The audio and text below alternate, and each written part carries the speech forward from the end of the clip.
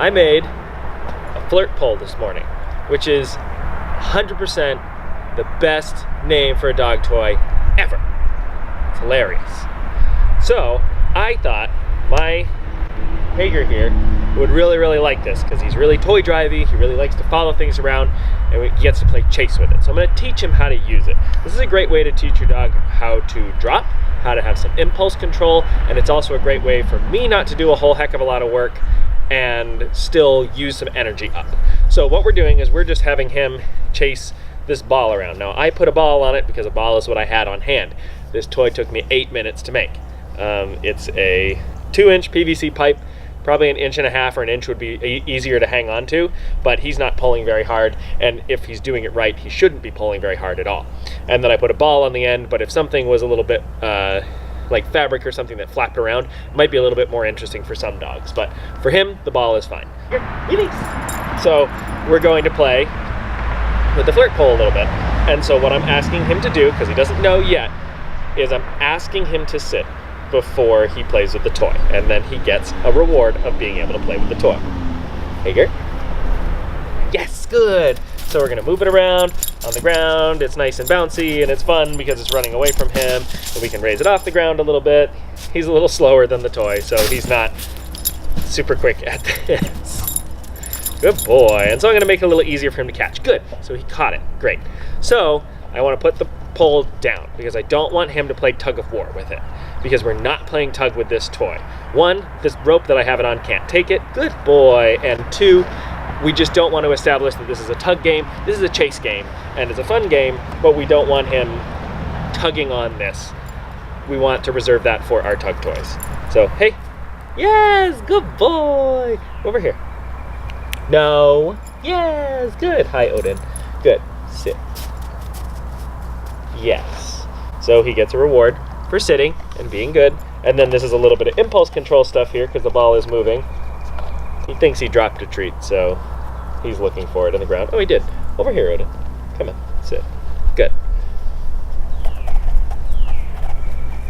Is it snack time? Hey, you. Hi, good boy. Ready? Release. Good boy. And so I want to keep him, good boy, interested, good. So he dropped it right away, which is great. So he understands the game.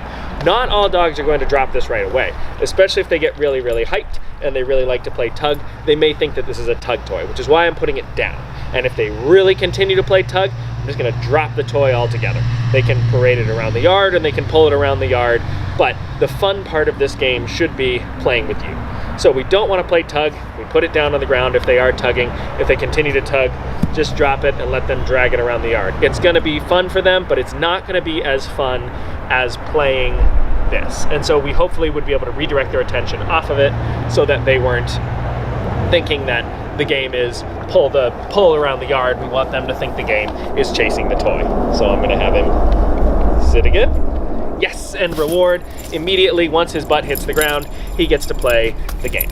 Good boy. Good boy. And this is a little hard for him to catch.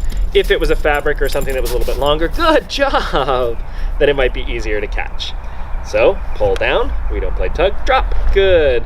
And now if he knows the drop cue, then I can say drop. But if he doesn't know it yet, I can wait for him to drop it. And if it's down on the ground and it's not going anywhere and he's not playing tug, then I can just say drop when he drops the ball and reward him with a food reward or attention or maybe even a tug toy if I had that as a reward right now. So he gets a reward for dropping the ball, which is great. Is it? Body pressure, get him sit. Yes, good.